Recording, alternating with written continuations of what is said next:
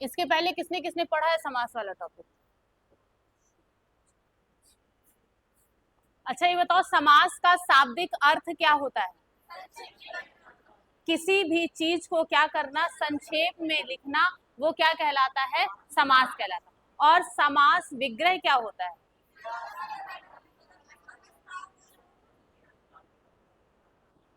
और समासिक पद क्या होता है?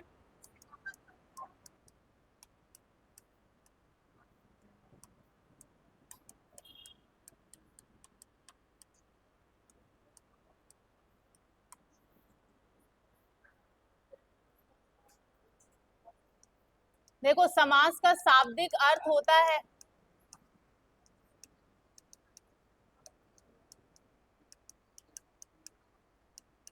संक्षिप्तीकरण। किसी भी चीज का क्या करना, संक्षिप्त में लिख देना ही क्या कहलाता है? संक्षिप्तीकरण। इसका संधि विच्छेद करेंगे तो क्या होता है इसका?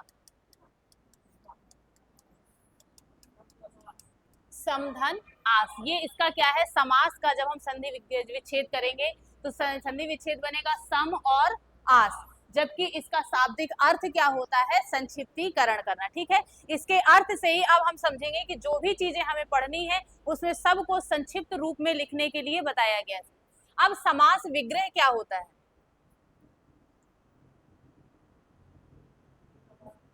देखो किसी भी चीज को जो हम लिख रहे होते हैं, संक्षिप्तीकरण कर रहे होते हैं, उसको अलग कर देना, दो भागों में, दो पदों में डिवाइड कर देना, वो क्या कहलाता है? समास विग्रह कहलाता है। ठीक है, और इसी का ही जब हम विस्तार रूप करते हैं तो वो क्या कहलाता है? हमारा सामसिक पद कहलाता है। जैसे उदाहरण में देखें आप,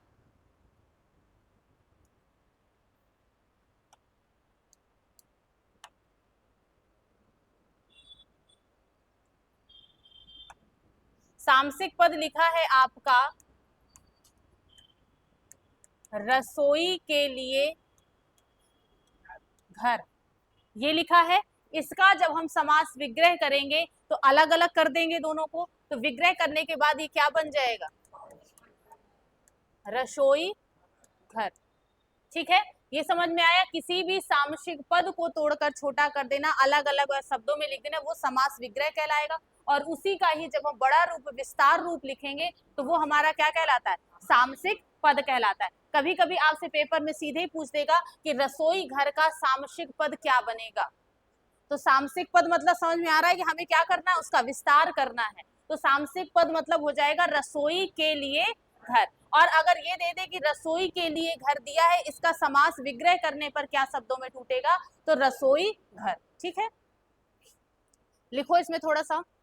इसके बाद हम लोग इसे पढ़ेंगे किसको अलग अलग। पहले तो हमने ये जाना समास होता क्या है, इसका शाब्दिक अर्थ क्या होता है, और इसमें कौन कौन से पद होते हैं। इसमें दो पद होते हैं आपके, एक होता है, एक मिनट समझ लीजिए थोड़ा सा।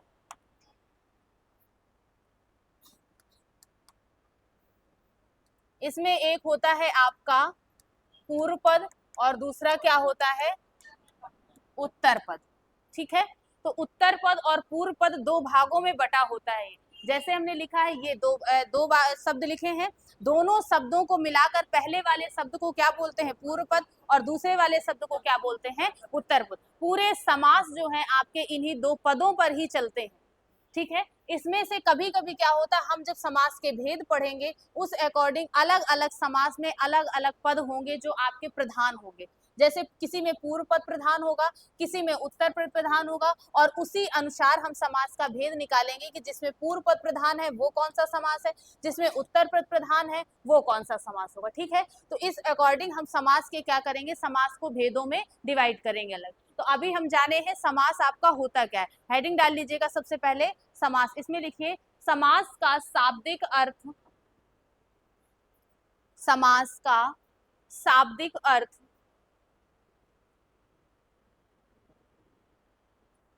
संक्षिप्तीकरण।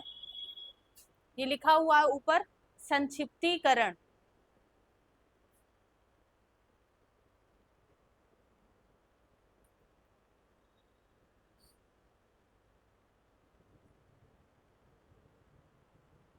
नेक्स्ट वन लिखो, दो या दो से अधिक पदों,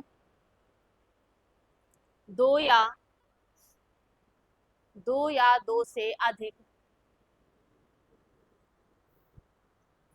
दो या दो से अधिक पदों या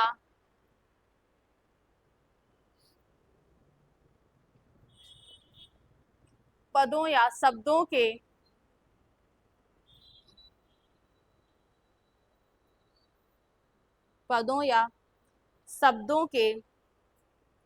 संक्षेपीकरण से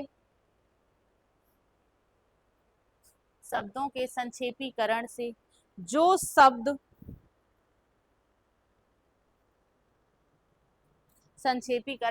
शब्द बनता है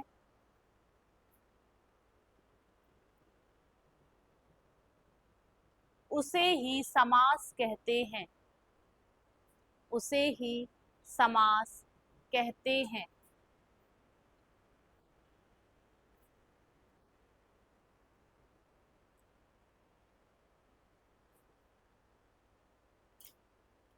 ठीक है, मतलब समझ में आया? क्या लिखा है कि दो या दो से अधिक शब्दों से बने जो शब्द हैं उनको ही क्या करना, संक्षेपीकरण करना। जैसे अब ये दो या दो से अधिक शब्द है ना, इसमें इसका हम क्या कर रहे हैं, संक्षेपीकरण कर रहे हैं। और जैसे ही संक्षेपीकरण कर देंगे, मतलब सूक्ष्म रूप में लिख देंगे, तो वो क्या कहलाएगा, हमारा समास कहलाएगा। ठीक है, अब लिखिए नेक्स्ट पॉइंट।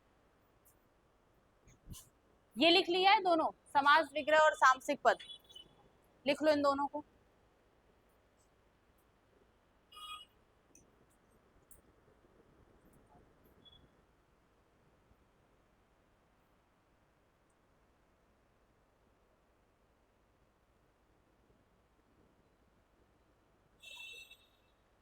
अच्छा, अगर क्वेश्चन पूछा जाए आपसे, सामसिक पद को तोड़ना क्या कहलाता है? समास विग्रह। ठीक है, और समास विग्रह को जोड़ना क्या कहलाता है? ऐसे क्वेश्चन पूछेगा, कर लोगे कि लिखवाना पड़ेगा इसको? इससे समझ में आ रहा है ना, समास विग्रह मतलब शॉर्ट में लिखा हुआ है, और सामसिक पद का मतलब रसोई के लिए घर जैसे लिखा, तो इसका विस्तार रूप है। तो सामसिक पद को अगर तोड़ना है तो क्या कहलाएगा, वो समास विग्रह कहलाएगा, और समास विग्रह का विस्तार करना है तो क्या कहलाएगा, सामसिक पद कहलाएगा। ठीक है, अब नेक्स्ट पॉइंट डाल लीजिए। समास के मुख्यतः चार भेद होते हैं।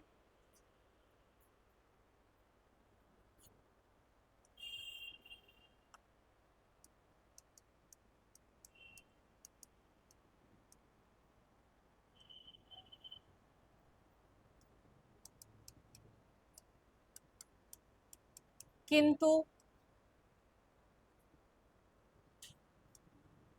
इन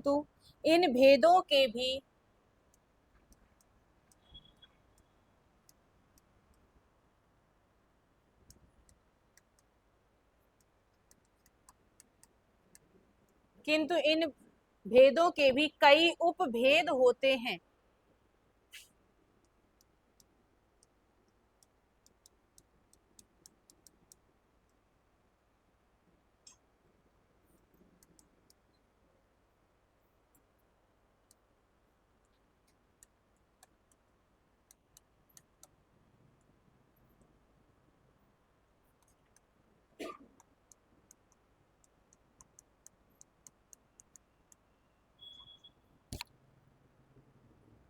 लिख लिया, किंतु इन भेदों के भी कई उपभेद होते हैं। अब ऐसे टेबल बना लीजिए, भाव समास।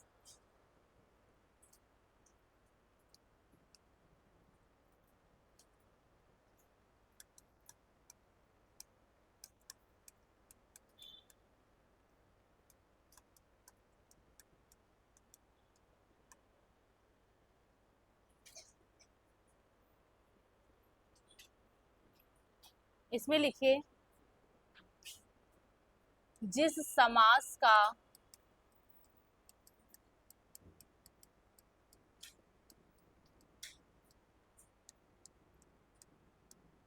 प्रथम पद अव्यय हो,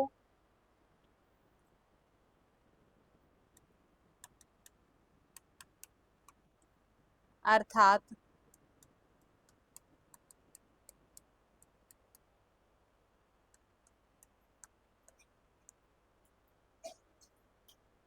जिसमें प्रथम पद अर्थात जिसमें प्रथम पद प्रधान हो उसे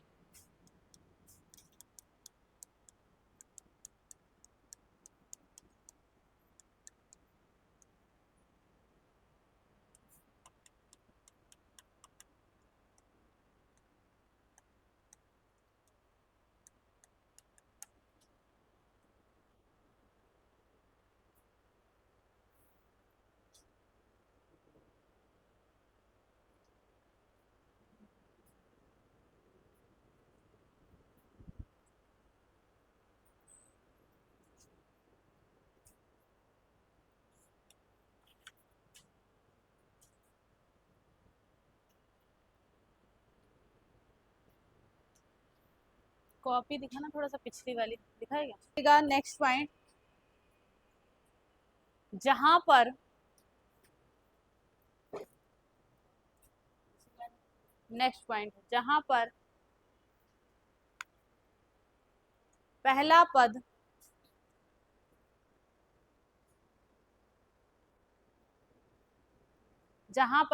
पद संख्यावाची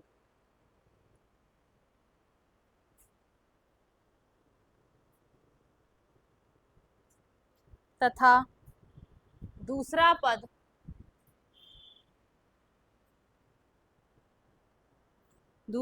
नदीवाची संज्ञा,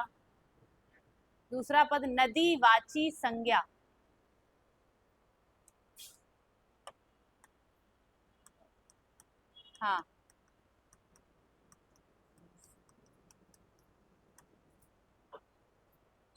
पहला पद संख्यावाचक तथा दूसरा पद नदीवाची संज्ञा हो तो अव्ययी भाव समास होता है।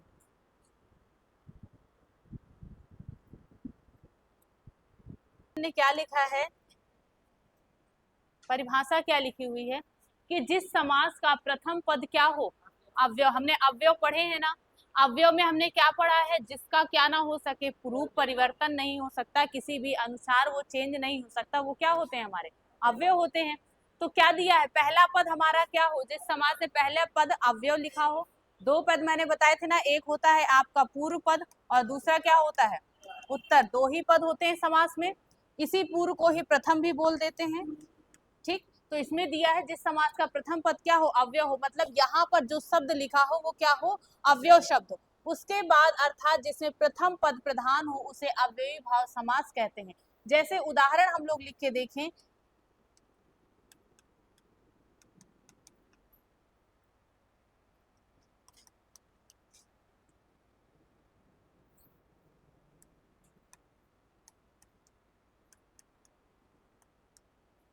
क्या लिखा हुआ है यथाशक्ति। अब इसको हम कहें इसका समास विग्रह करिए तो क्या करेंगे, यथा अलग हो जाएगा और शक्ति अलग हो जाएगा।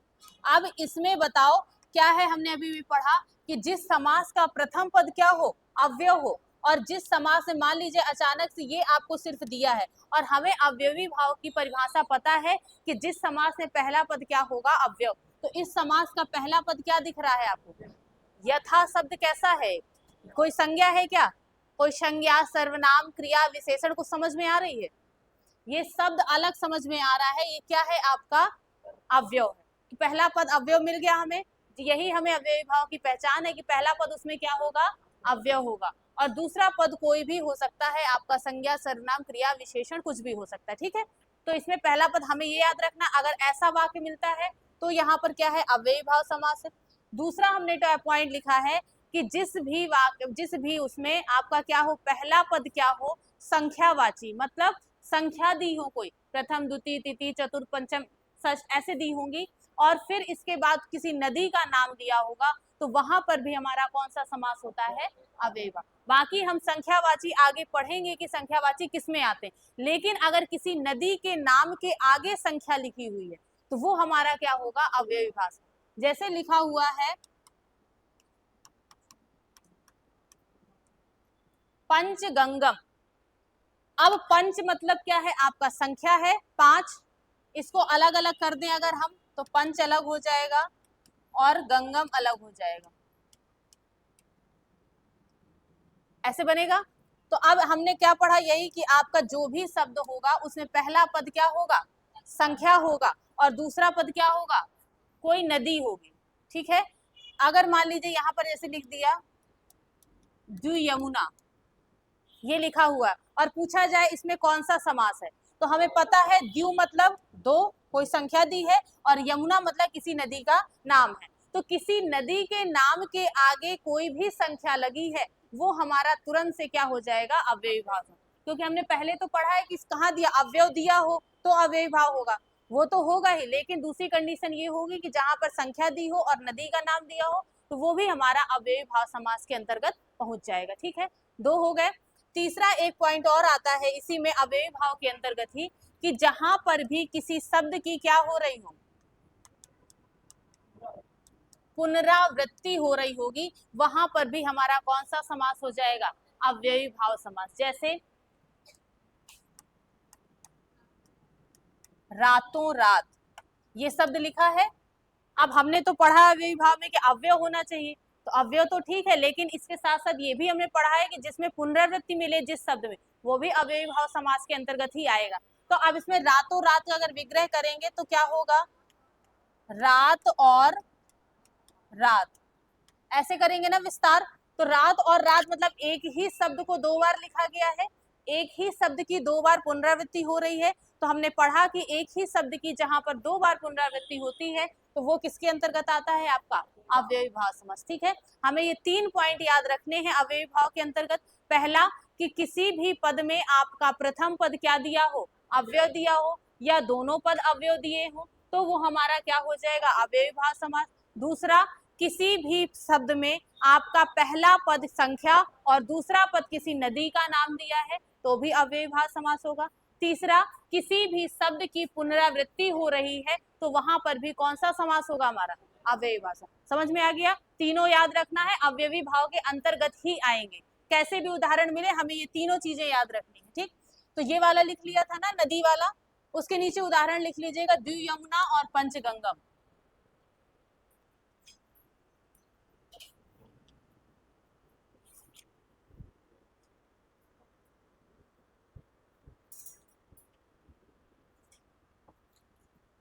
हेडिंग डाल ली क्या, कुछ उदाहरण लिखने थे। सूची, इसमें कौन सा समास होता है, अव्ययी भाव समास। उपकूल,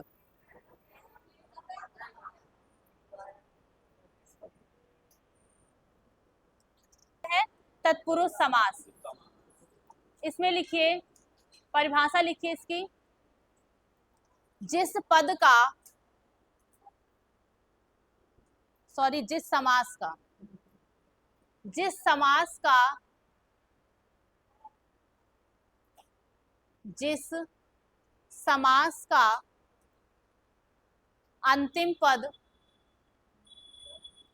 जिस समास का अंतिम पद अर्थात उत्तर पद प्रधान हो,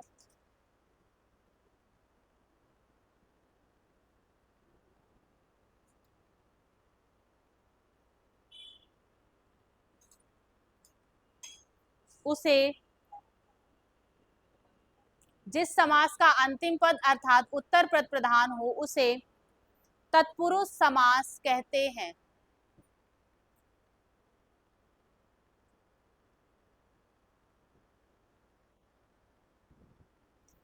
इस समास में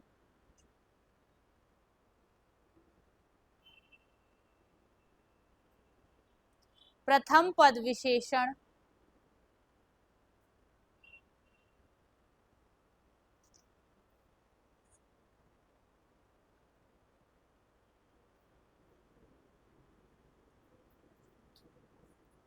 प्रथम पद विशेषण कॉमा प्रथम पद विशेषण कॉमा दूसरा पद विशेष के रूप में, प्रथम पद विशेषण कॉमा दूसरा पद विशेष के रूप में प्रयुक्त होता है,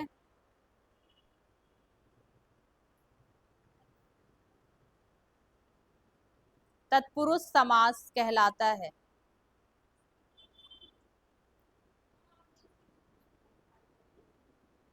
जिस समास में क्या हो, आपका उत्तर पद प्रधान होता है और विशेषण और विशेष की विशेषता होती है। लिख लिया?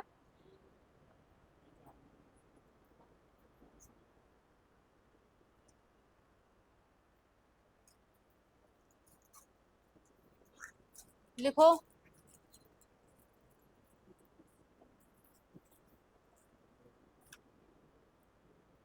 कारक के अनुसार, नेक्स्ट पॉइंट में लिखना है कारक के अनुसार, कारक के अनुसार तत्पुरुष समास के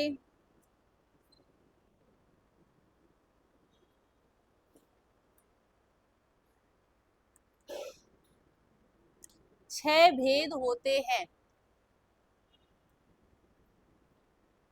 कारक के अनुसार तत्पुरुष समास के छह भेद होते हैं।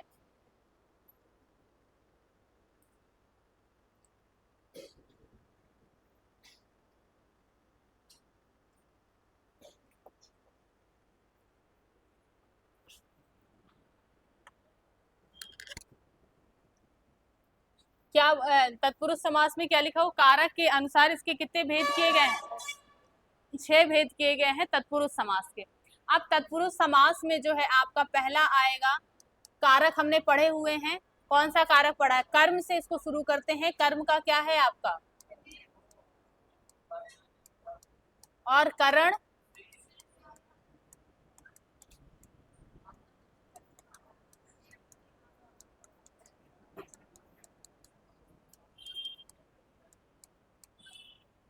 इसके बाद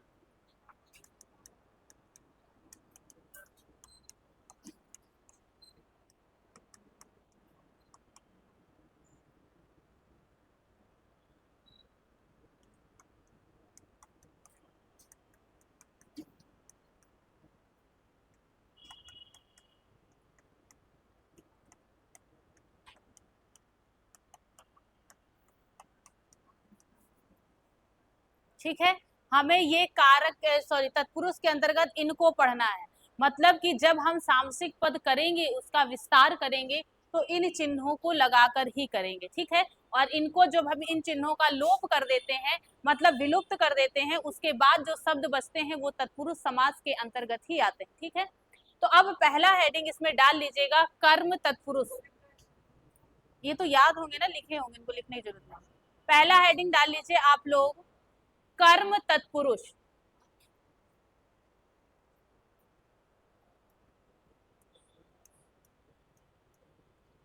कर्म तत्पुरुष समास।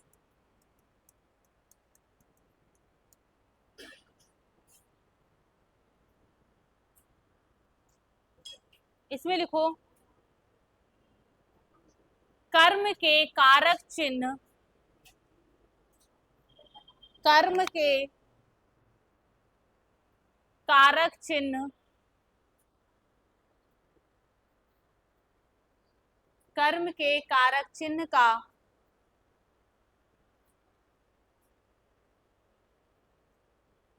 लोप, लोप, हाँ, कर्म के कारक चिन्ह का लोप करके बनने वाले समास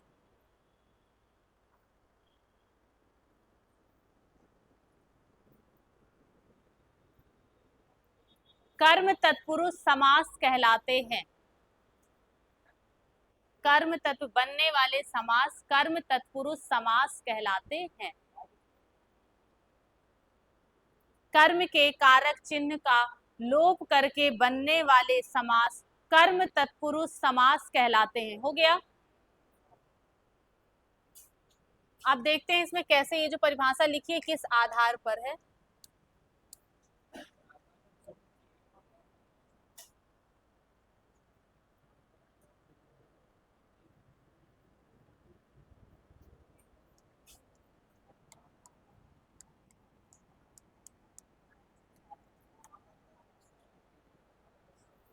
क्या लिखा हुआ है?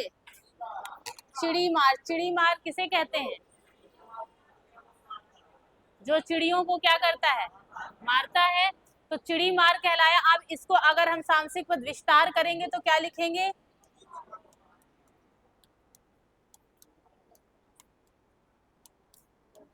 चिड़ियों को मारने वाला, ये बनेगा ना इसका अर्थ।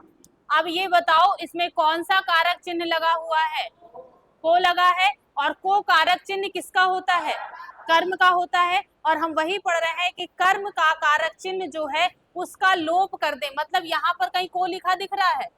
नहीं लिख रहा है। जहां पर हम इसका लोप कर देंगे तो वो हमारा कर्म तत्पुरुष समास कहलाएगा। और जब हम इसका विस्तार करते हैं तो यहाँ पर हमारा कर्म तत्पुरुष का कारक चिन्ह दिखाई देता है। ठीक है, तो ये है आपका चिड़ियों को मारने वाला।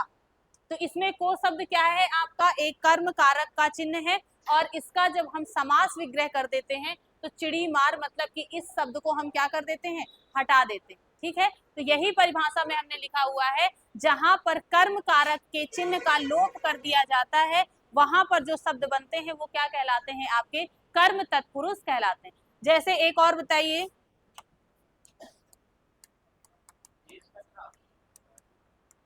गगनचुंबी, तो क्या होगा इसमें? गगन को चूमने वाला। अब मान लीजिए हमने इसको ऐसे बना दिया, कोई अगर ये कहे कि मैम यहाँ पर को ना लगा के हम कुछ और लगा दें, कोई और कारक चिन्ह लगा दें, ये लगा दें, ये लगा दें, ये लगा दें, ये सारे क्या है? कारक चिन्ह ही तो हैं। तो क्या कौन सा कारक चिन्ह इसमें सही आ रहा है? को ही आ रहा है ना। तो हम वही लगाएंगे जिससे हमारे वाक्य का सही अर्थ निकलेगा। ठीक है, तो यहाँ पर को चिन्ह लगाने से ही वाक्य का सही अर्थ आ रहा है। और को किसका कारक चिन्ह है? आपका कर्म का। इसलिए ये किसमें आएगा? कर्म तत्पुरुष के अंतर्गत। अच्छा बताओ इसका, मनोहर बताओ। मन को हरने वाला,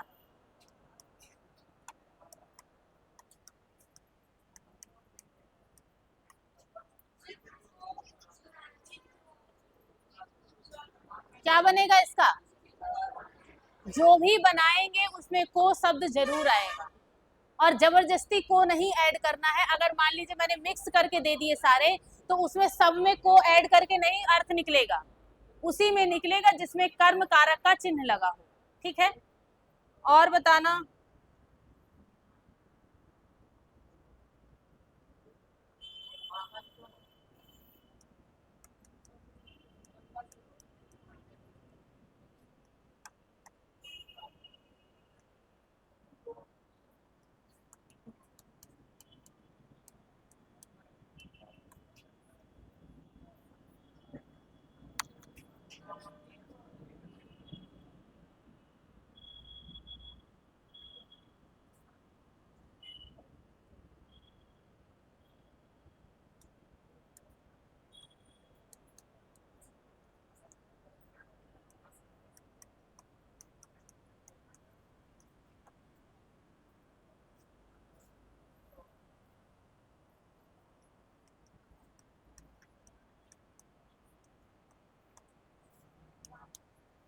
अब इतने बताओ, पहले क्या लिखा हुआ है? मनोहर। मनोहर का क्या होगा?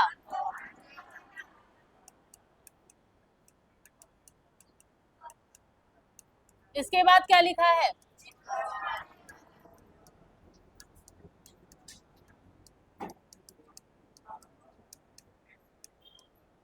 आगे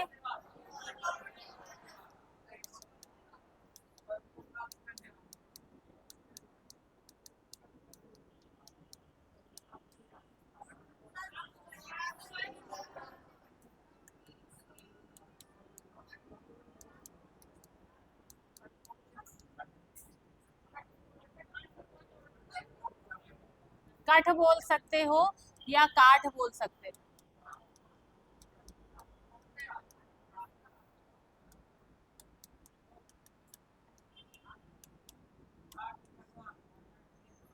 अब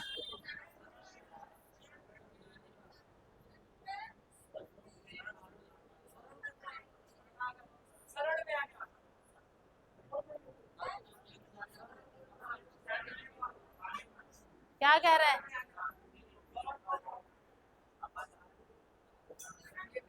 इसका बताओ।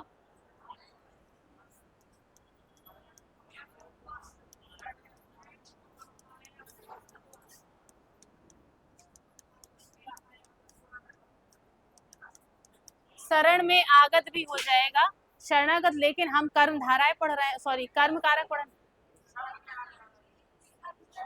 हाँ हाँ, वही बता रही हूँ कि जब अधिकरण में आएगा तो उसमें में लग जाएगा, जब कर्म में पढ़ेंगे तो इसमें को लगाएंगे। नहीं, दोनों में सही। शरण को शरण में आगत, शरण में आया हुआ भी बनेगा, शरण को आए, शरण आगत, शरण को आगत मतलब शरण में आया हुआ ही हो जाएगा, उसका अधिकरण में भी आएगा और कर्म में भी आ जाएगा, दोनों में आएगा। ठीक है, आगे बताओ। जैसे ये है आपका, अब स्वर्गागत लिखा है, इसका बताओ कैसे बने। जैसे स्वर्ग को आगत बनाया वैसे ही शरण को आगत भी बना, सेम ही है दोनों, इसका भी स्वर्ग में आगत बन जाएगा। हाँ वही कह रहे, दोनों का वैसे ही, जैसे इसमें लिखा हमने स्वर्ग को आगत नहीं होगा, गत मतलब होता है गया हुआ और आगत मतलब होता है आया हुआ, तो स्वर्ग को गया वो हो जाएगा और शरण को आया, ऐसे करके दोनों बन जाएंगे। ठीक है, दोनों अधिकरण के अंतर्गत भी आ जाएंगे। यहाँ पर हमने ये जो लगाया हुआ, इसमें कौन सा कारक चिन्ह लगा है बीच में, ये हर जगह आपको लगा मिलेगा, तो ये किसका कारक चिन्ह है, कर्म का कारक चिन्ह है। ठीक है, कर्म का, आवाज क्यों कर रहा है इतनी, हमारा को लग के ही बनेगा। ठीक है, यहाँ तक हो गया। इसके बाद हम लोग जैसे ही हमने कारक चिन्ह पूरे पढ़े थे, कर्म है, करण है, ऐसे ही सब के अलग अलग पढ़ेंगे और सब में अलग अलग विभक्ति चिन्हों का प्रयोग करेंगे। इसके बाद हेडिंग डाल लीजिएगा, ये उदाहरण लिखने के बाद हेडिंग डालिएगा करण कारण, उदाहरण लिख लीजिए ये वाले।